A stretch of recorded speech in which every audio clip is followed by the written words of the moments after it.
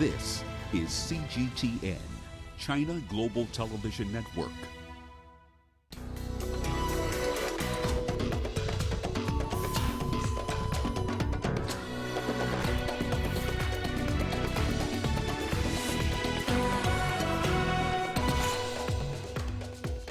Kenya opens the second phase of a Chinese-built railway linking a Rift Valley town and Nairobi.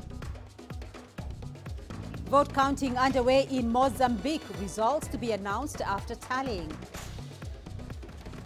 And we'll look at how deadly malaria parasite jumped from gorillas to humans. This is CGTN. Welcome to Africa Live with me, Beatrice Marshall, in Nairobi. We'll bring you the details on those stories in just a moment, but first, Uche Okoronko with the day's business headlines. Uche. Thank you, Beatrice. And here's a look at what's coming up on Africa Live Biz. Zimbabweans wake up to a 60% hike in the price of bread. And South Africa hit by power cuts after a number of Eskom generating units break down. Of course, all that coming up within the program. For now, it is back to you, Uche, thank you. And let's go to our top story making the headlines in Africa. In Mozambique, where vote counting is underway after a largely peaceful voting exercise on Tuesday. Leading opposition figures have urged their supporters to stay and monitor the counting, despite an official announcement that only accredited election observers would be allowed in counting halls. There were isolated cases of violence in the southern African nation. One person was killed in the northern port city of Nacala, where police were dispersing crowds. The opposition supporters were demonstrating over rigging allegations after several pre-marked ballot papers were discovered in some polling stations. Results might take days to be announced, and unlike before, the Electoral Commission will not be announcing preliminary results. In Nigeria, a crackdown on purported Islamic schools has gained momentum in recent weeks. Many of the institutions have been at the center of alleged abuse and torture. Dozens of men and boys who were subjected to living in squalid conditions have been fleeing such facilities in the northern part of the country. CGTN's Tulisha Balala has the story. Nigerian police have freed dozens of men and boys held captive in Islamic schools like this one. The victims were reported to be shackled, beaten and sexually abused.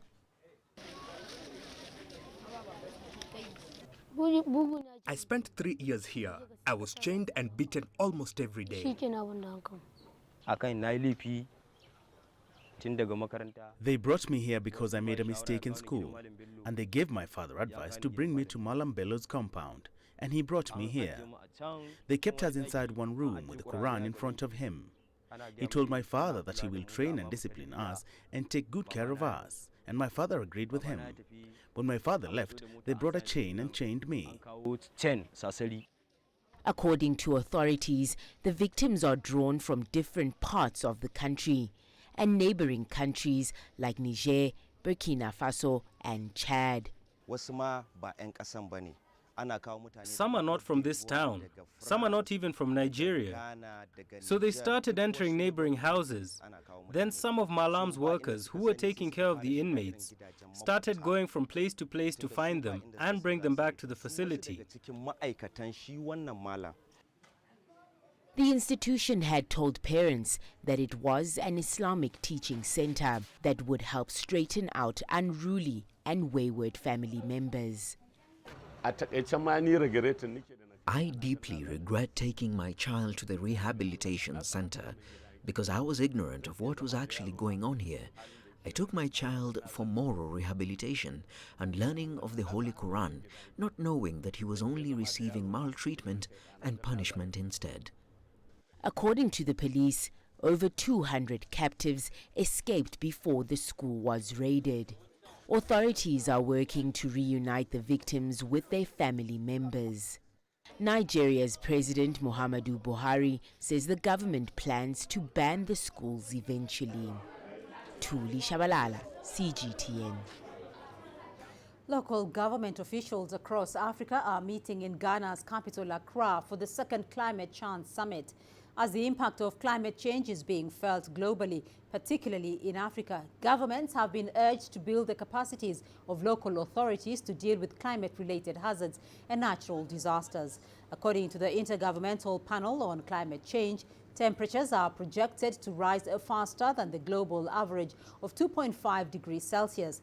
The summit is seeking to push for more funding and technology transfer at the local level to protect rural and urban livelihoods from the effects of climate change. It's very important to develop a model of development for cities, big cities or middle cities, now, who permit to decrease CO2 emission, who permit adaptation to both, of course.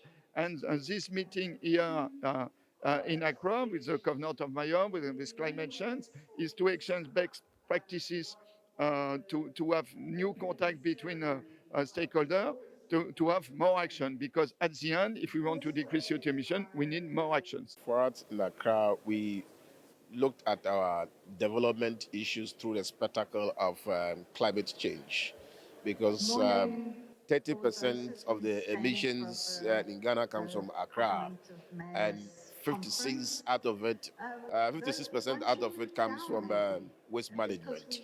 So how do we manage our waste in such a way that it will be all inclusive, it will be more participatory, and get everybody to be part of it? And that's the essence of engaging the informal sector. An alarmingly high number of children are suffering the consequences of poor diets. This is according to UNICEF's latest report on children, food and nutrition. Children from poor households are said to bear the greater burden as they do not have access to a diverse diet. CGTN's Laura Walubengo brings us more on this. Almost 2 in 3 infants are at risk of poor brain development, weak learning, low immunity, increased infections, and in some cases death. This is according to UNICEF's latest report on children's health that stresses children are not fed the right food for their growth. Only 1 in 5 children aged 6 months to 2 years from poor households eats a sufficiently diverse diet for healthy growth. Although breastfeeding provides them with important nutrients, only 42% of children under 6 months of age are said to be exclusively breastfed. This is largely due to inappropriate marketing and lack of programs to protect, promote and support the practice. Close to 45% of children between 6 months and 2 years of age are not fed any fruits or vegetables, and nearly 60% do not eat any eggs, dairy, fish or meat. As they grow older, their exposure to unhealthy food becomes alarming due to the availability of processed foods and beverages. The greatest burden of malnutrition lies on children from poor homes, the report notes. Laura Walubengo, CGTN. In the Democratic Republic of Congo, millions of people are reported to be food insecure due to conflict, displacement and the high cost of living in major cities. Earlier this year, the World Food Programme ranked the DRC as the second largest hunger crisis after Yemen. The UN is marking the World Food Day to create awareness about those suffering from hunger. CGTN's Chris Ochamringa has more from Kinshasa. Matondo Kinkosi is a mother of 7 living in the DRC capital, Kinshasa. She does petty trade to sustain her family, but her earnings aren't enough to provide her children 3 meals a day. We only eat twice a day, breakfast and supper, because I can't afford to feed my children 3 times. The cost of living here is very high. Matondo is among many Congolese women who are struggling to feed their families. The World Food Programme estimates that the number of food insecure people in the DRC doubled from 7.7 million in 2018 to 13 million last year. DRC represents worldwide the second largest crisis in the world.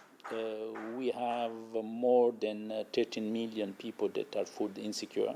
And you also may consider that more of 5.8 children and women are suffering from acute malnutrition in the country. The situation has been fueled by armed conflict and displacement, especially in the east of the country. As the rest of the world marks this day dedicated to tackle world hunger, one Congolese analyst hopes the new DRC government will address the problem. The first solution for improving the food insecurity in our country is to build roads connecting our cities to the rural areas.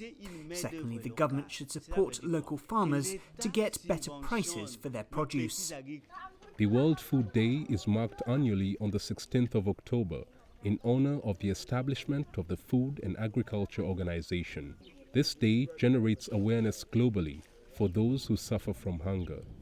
DRC President Felix Tshisekedi told members of the UN General Assembly that his country could be part of the solution to end poverty and hunger given its 80 million hectares of farmland and water resources. Citizens like Matondo Kinkosi hope that pronouncement will be made a reality sooner rather than later. Chris Sochamringa, CGTN, Kinshasa, Democratic Republic of Congo.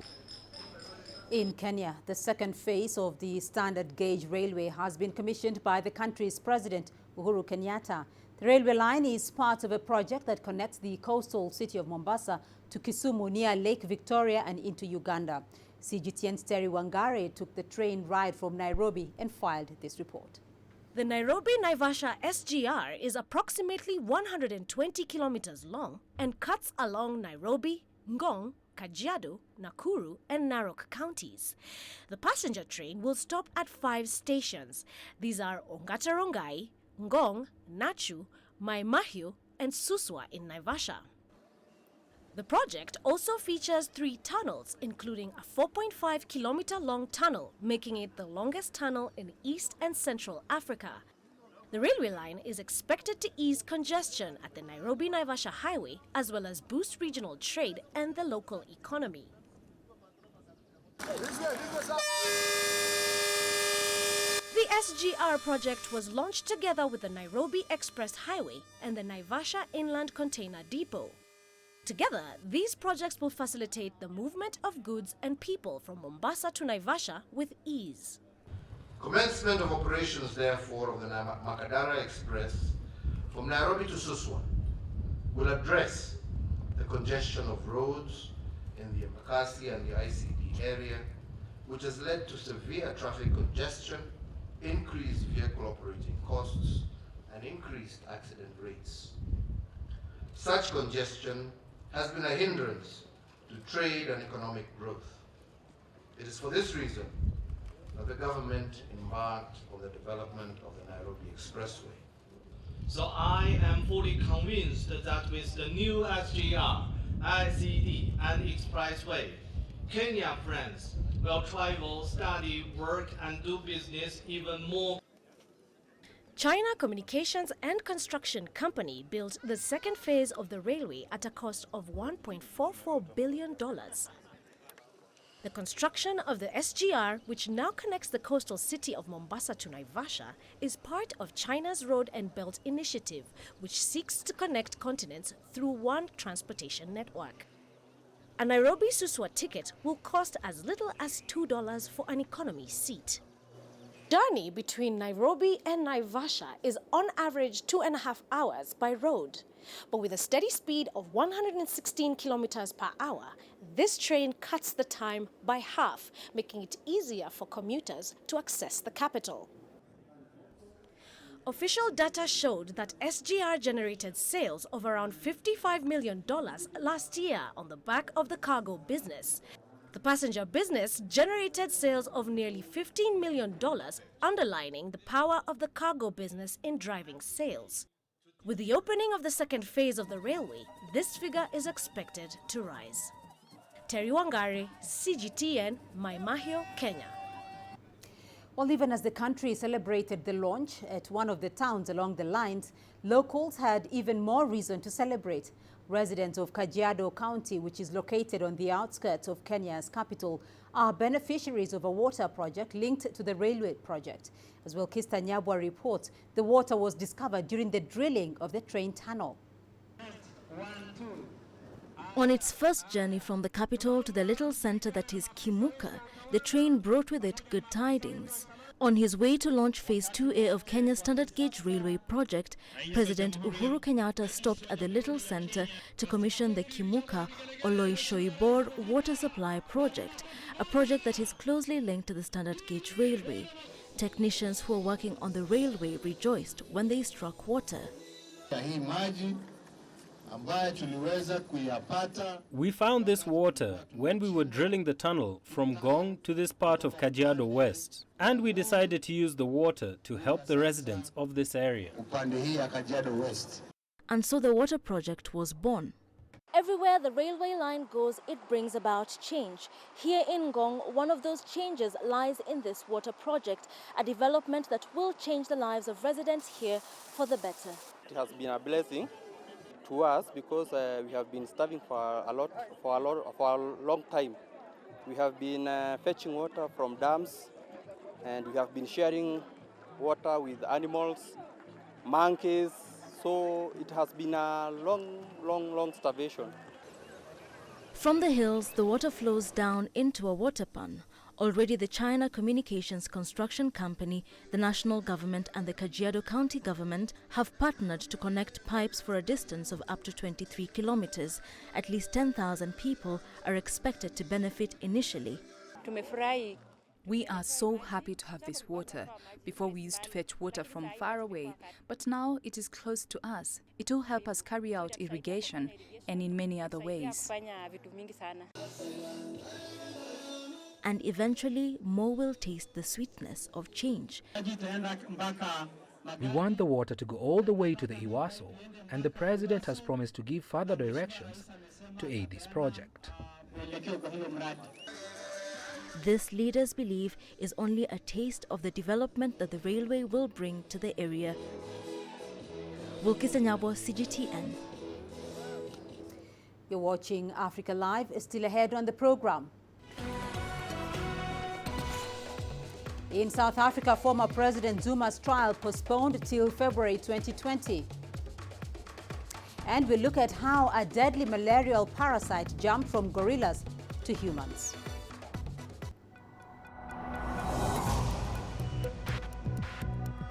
Each day, there are millions of stories.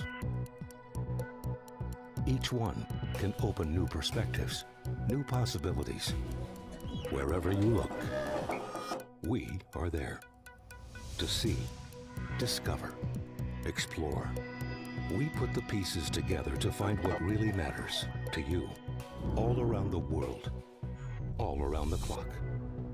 Our reporters are at home across the globe.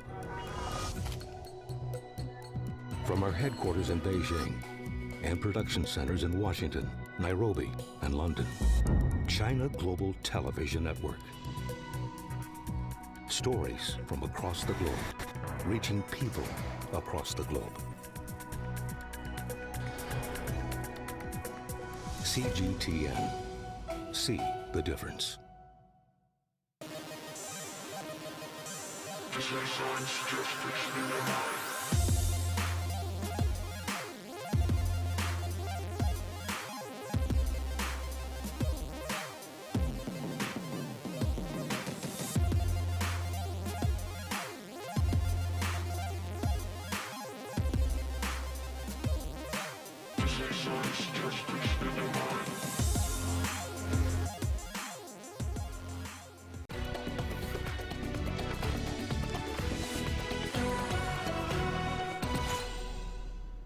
South Africa's former President Jacob Zuma's corruption trial has been postponed to February next year.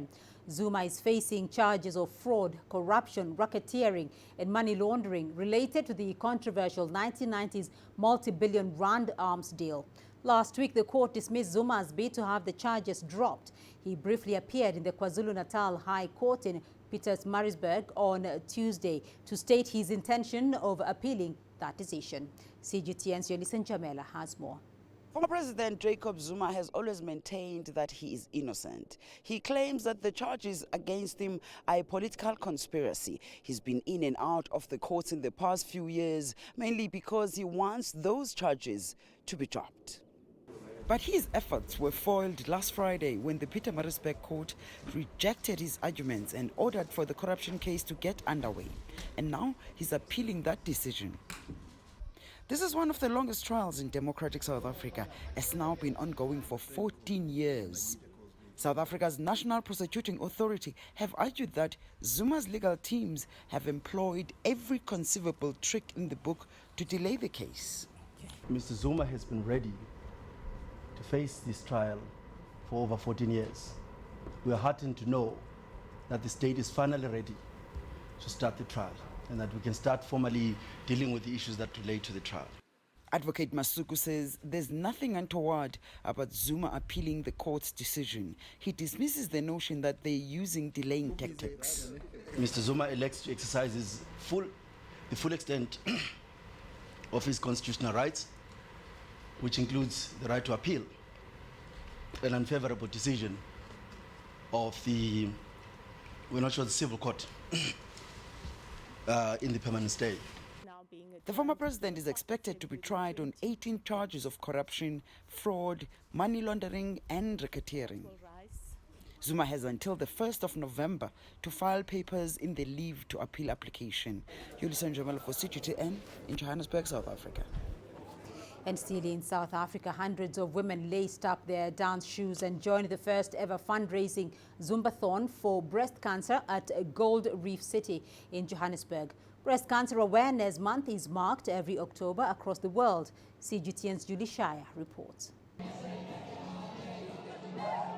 Let's Zumba one shuffle at a time. This is the first of many that we're doing. It's the Cancer Shades of Pink Zumbathon, and we're here to set an SA record for the most people doing Zumba at one time. We're obviously here to raise money for cancer, and we're here to support cancer for awareness, raise funds. Really a fun dancing type of aerobics. So it's something that's very energetic. It's a craze that's taken over the world. In South Africa, 1 in 27 women are at risk of the disease. We try to create the awareness, especially through October, to do breast cancer awareness, to tell the people, please get your mammograms done, please get your checks done. You do self-breast examinations. We spread the awareness, and through having events like this, that is where we showcase our awareness to the public. Breast cancer survival rates are rising as screening and treatment improves. But for survivors, prevention and raising awareness is key. Early detection, you just have to check each and every time. It's so scary even after doing all the chemo, the radiation. You're always scared, is it going to come back and all that? But you need to have a very strong mentality for you to pull through. You need to go on, so I have to dance to celebrate my life and to celebrate even for those who didn't make it, and the ones who are still fighting, they have to keep fighting. That's the only way. I will never give up fighting. I will never say cancer would not come back to me. I don't know. But I will continue fighting, and that illness will not come back in my body. I will stand as a brave cancer survivor and give that awareness out. In this Zumbathon, hundreds of ladies unleashed their positivity and honored women going through breast cancer. It's a lot of fun. The difficult part comes from getting the steps, because you can't exactly get what's going on at the same time, but it's a lot of fun. It's great fun. It's great fun. So I feel like the positive energy given here is just like a drive to help relieve the stress in a way, and to just not have your mind concentrated on the disease itself. It's proven that regular exercise reduces the risk of breast cancer, but this wave of pink is doing much more. It's supporting women and raising awareness. Julie Shire, CGTN, Johannesburg, South Africa. And let's go to Nigeria for more health matters, where a young nurse is channeling resources into raising awareness to help young girls deal with their menstrual problems. Poor menstrual hygiene can pose health risks that have been linked to reproductive and urinary tract infections. Here is CGTN's Deji Badmos with that story. If there's one place where you're likely to hear of some of the heartbreaking challenges young girls go through, it is in an internally displaced persons camp like this one, in the outskirts of Abuja. Apart from not being properly educated on how to maintain good hygiene when the menstrual period sets in, the girls here lack access to basic sanitary materials. Most of the limited options available are simply not affordable. So as a way out, they often resort to alternatives like rags and tissues, which are very unhealthy. Besides, the problem makes the young girls here susceptible to abuse. We have some girls that they reach 14, they reach 18 years, that they are still their menstruation. Sometimes they are just using rack because they don't have the sanitary part. Some people use what? Racks. Some people use what? It's a problem Adobe Dozier is resolved to tackling using her Bright Vision Health Foundation. A nurse by training, she's taking the girls in the camp through a session on menstruation and what to do when it sets in. The last time we stayed here, we asked a few questions, especially to the mothers of these girls. We asked them some questions and they told us that for them to even get money to buy these sanitary materials is a problem. And most of them, because of that, boys outside, men outside will deceive them, maybe just give them like 100 naira, go and buy pad, and after that, to sleep with them. Some of them get pregnant. They are being sexually abused because of all those little problems. Negative cultural norms and lack of formal education also play an important role in the experience of these girls. Adobe uses this practical session to address some of the misconceptions. Most of them, they don't go to school. They don't even understand it. Some of them, when they see that it's like there's something happening strange to them. We need to let them know it's not something strange. We need to let them know how to manage themselves during the period of menstruation. It's the end of the interactive session, and as the girls step out, each is handed packs of sanitary towel. As ordinary as the gifts may seem, they mean a lot for these girls, who could not help but burst into a song to show their appreciation.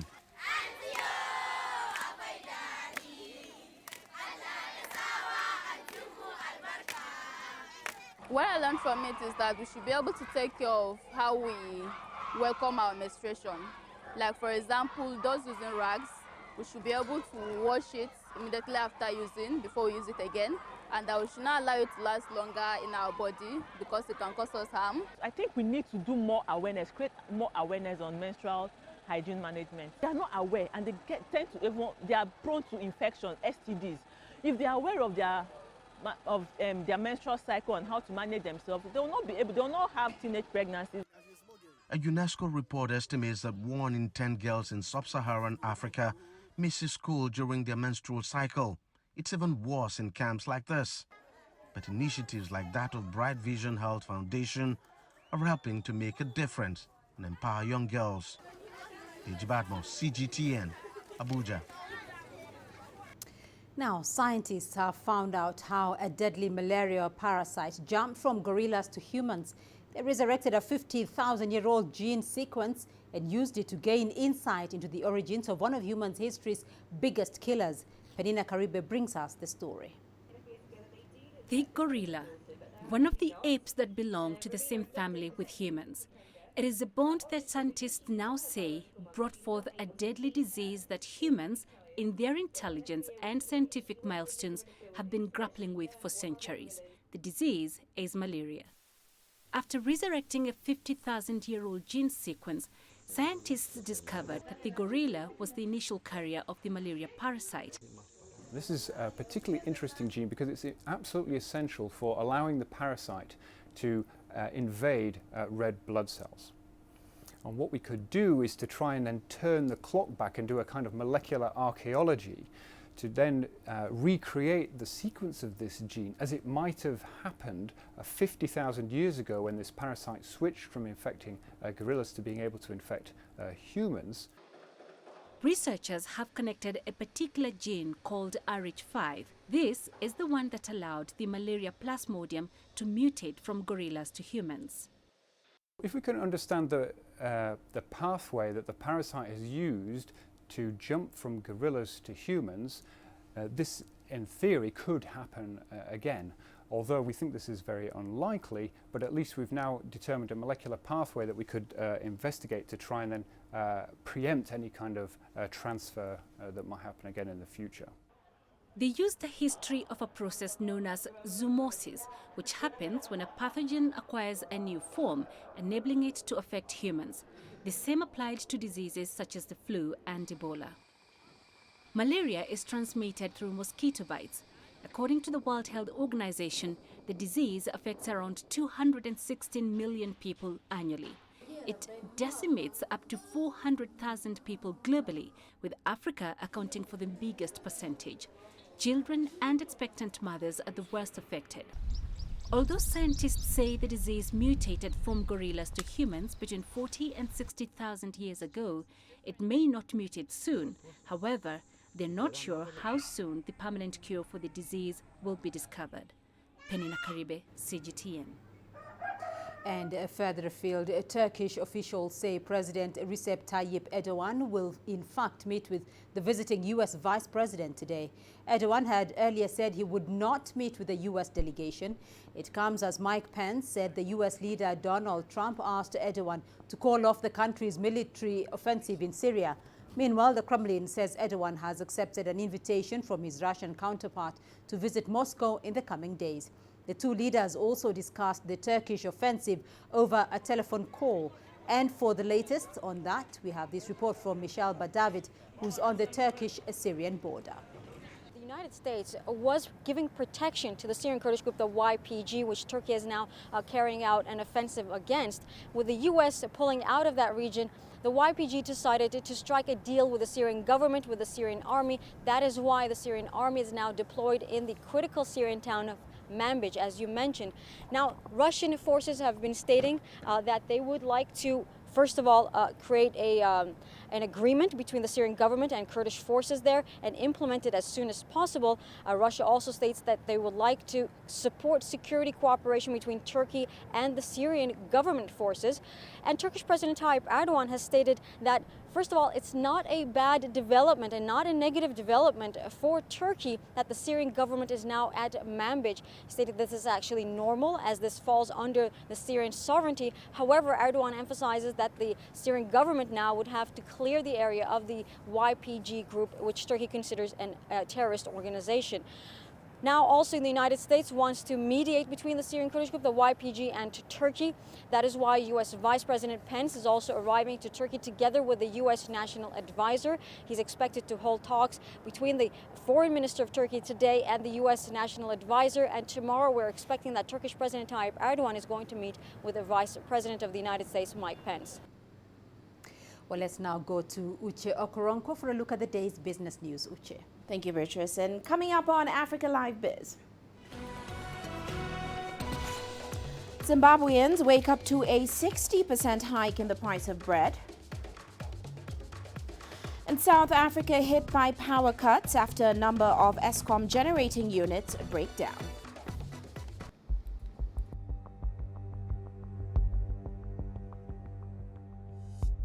So when other Muslims are telling them it's not by force, they also attacking them. They are bombing mosques, they are bombing churches. Any sensible person knows that these people, they are against humanity and are not representing anybody.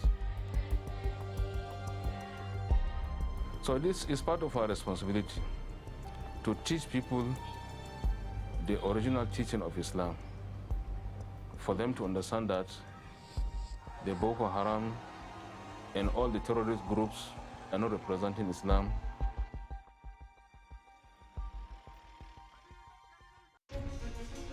Images may appear to be identical, but looks can be deceiving. The difference is not always obvious. It has to be discovered. There are always different sides to a story. We put the focus on the details. To see more, to understand better. CGTN. See the difference.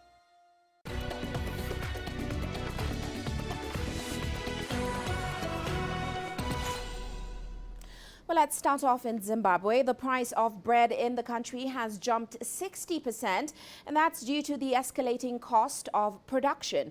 Zimbabweans woke up to the news on Wednesday, adding woes to consumers who are grappling with triple-digit inflation. Now, bread is the country's second most consumed staple. The National Bakers Association of Zimbabwe says that the price of fuel and electricity had pushed up the cost of producing bread. The country is also affected by rolling power cuts that force producers to use diesel generators. President Emerson Mnangagwa has called for patience as his government struggles to convince Zimbabweans that his policies will revive the economy. Well, staying in the country, the government has also told striking doctors that there will be no negotiations until they return to work. The doctors have defied a court ruling that required them to report back for duty by Monday. Now, the doctors are saying they can't afford to go back to work because their wages have been eroded. Well, CGTN's Farai Mwakutuya has more details on that story. Well, the standoff continues here as doctors remain defiant after rejecting a 60% salary increment offered by government last week. That would have taken their salaries to just above $100 per month. They're demanding a raise of at least 400% to keep up with the spiraling cost of living. Government says it can't afford that and has asked the doctors to return to work while negotiations continue. On Tuesday, the Ministry of Health said it was pursuing arbitration to resolve the wage dispute which has paralyzed services at public hospitals where patients have been turned away and only emergency cases are being attended to by military doctors who've been called in to assist. The arbitration negotiations are expected to take 14 days. Meanwhile, in a development that could also affect government services, trade unions representing civil servants have issued notice of incapacitation, meaning that their members can no longer afford to go to work. Public servants have been demanding US dollar-linked salaries. Farai Mwakutuya, CGTN, Harare, Zimbabwe. And heading to Tanzania now, the country has been ordered by the World Bank Arbitration Court to pay $185 million to the Hong Kong subsidiary of Standard Chartered Bank for breaching an energy contract. Now, the court's ruling, released on Tuesday, adds pressure on the East African nation, which faces at least 2 other multi-million-dollar claims from international investors. The case stems from a legal battle between the Tanzanian government and privately owned independent power producer, IPTL. Now, the case also led to the dismissal of several cabinet ministers in 2014. The award by the World Bank's International Center for Settlement of Investment Disputes is less than the $356 million which was sought by Standard Chartered Bank Hong Kong. The government of Tanzania has denied any responsibility and says it's not planning to pay any damages. And moving to South Africa now, the country was hit by power cuts on Wednesday. That's after a number of Eskom generating units broke down. Now, Eskom says it will cut about 2,000 megawatts of power from 9 a.m. local time until 11 p.m. on a rotational basis across the country. These will be the first power cuts in around 7 months. Eskom Chief Operating Officer Jan Obelhozer says that the power system could be back to normal in a week's time. Well, Eskom says more than 10,500 megawatts of its roughly 45,000 megawatt capacity was offline on Wednesday, and that's because of these unplanned breakdowns.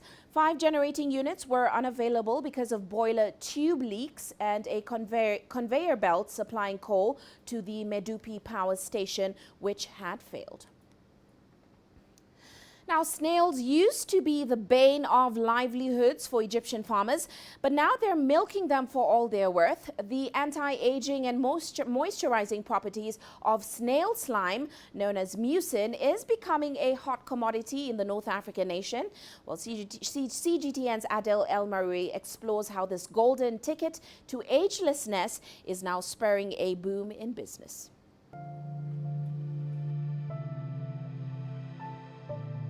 They are slow and slimy.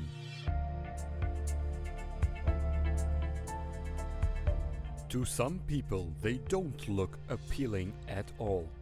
Some countries have even labeled them harmful parasites. Yet snails breeding has been booming in recent years thanks to their slippery secretions known as mucin, which skincare experts say are very beneficial. When a snail is used directly on skin, it gives us much better and natural results than using collagen products. Its secret is mucin, which sinks right into the pores of the skin. Then contraction made through its movement shuts the pores over the secretion, giving us a remarkable outcome. We use snails on the face and all over the body. It's a great way to decrease wrinkles as well as stretch marks. Yes, you've heard that right. Beauty centers say these creatures can help you look young again.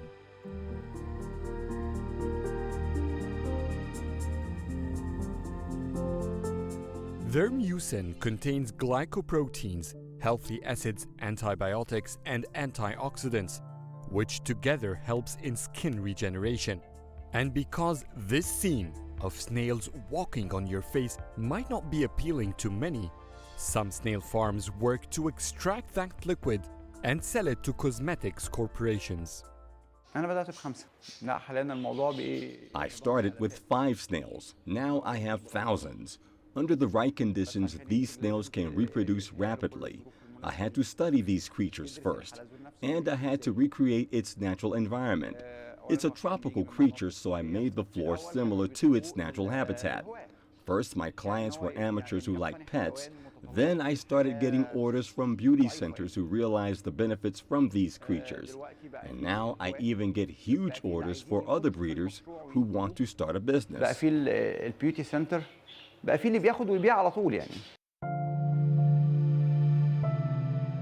A snail can lay around 1,200 eggs annually. It feeds on 500 types of fruits and vegetables. All they need is a humid, warm environment, which makes Egypt a perfect place to breed. The business of snails and cosmetics began in the 1980s in Latin America. Today, that business is estimated to be worth more than $310 million globally. Many breeders here, like Karim, are waiting anxiously for the government to lift its exportation ban on these creatures. Once it does, that business is expected to grow even faster. Adil Mahroui, CGTN, Cairo. Well, that's all for now on Africa Live Biz, but later on Global Business Africa, we'll be delving further into South Africa's rolling power blackouts, as of course Eskom generators break down. All that coming up top of the hour. For now, back to you, Beatrice. Uche, thank you. And we still have more news for you here on the program. Here's what's ahead. South Africa's Designers Style event dedicate their lines to peace. Join us in Global Business and see Africa through our eyes.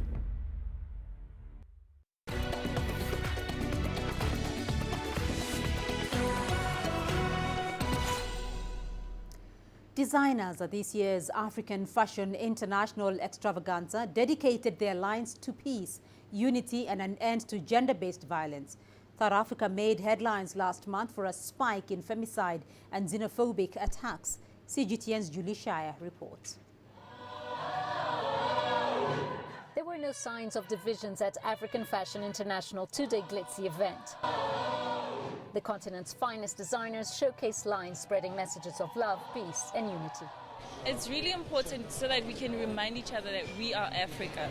Despite the fights that certain people put out, Africa is still one. We are unity, we love peace. And I feel like that is what we bring at AFI. Collections from emerging designer Now Sarati, world-acclaimed Gavin Raja and others added a touch of creativity.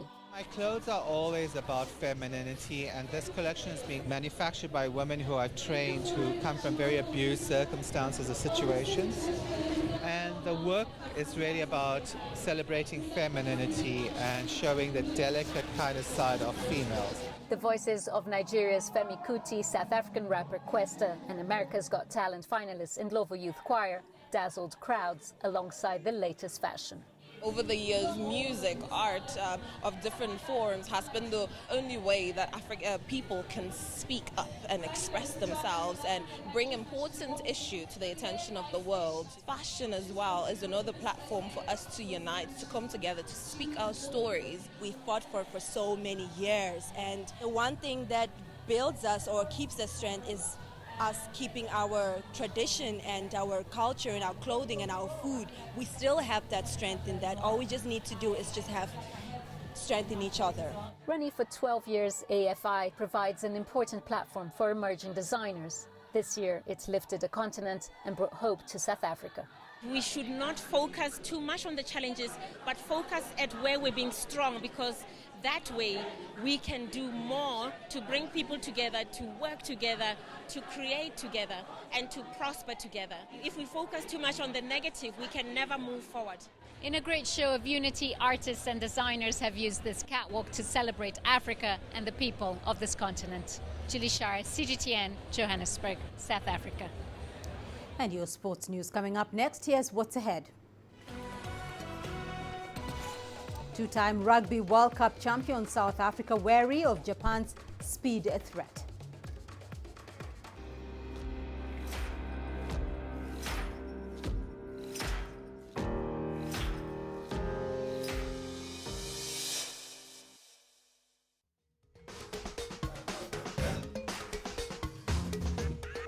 Africa Live.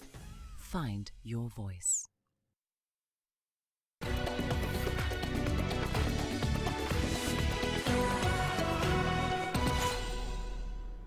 Two-time Rugby World Cup champion South Africa will be wary of Japan's speed threat when the two sides meet in a quarter-finals clash on Sunday at the Ajinomoto Stadium.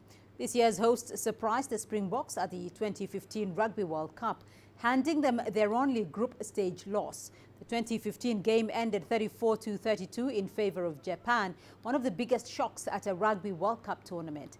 However, the Springboks have since then forgotten that loss and will be locked in to try and reach the semi-finals as they bid to win their third Webb Ellis Trophy.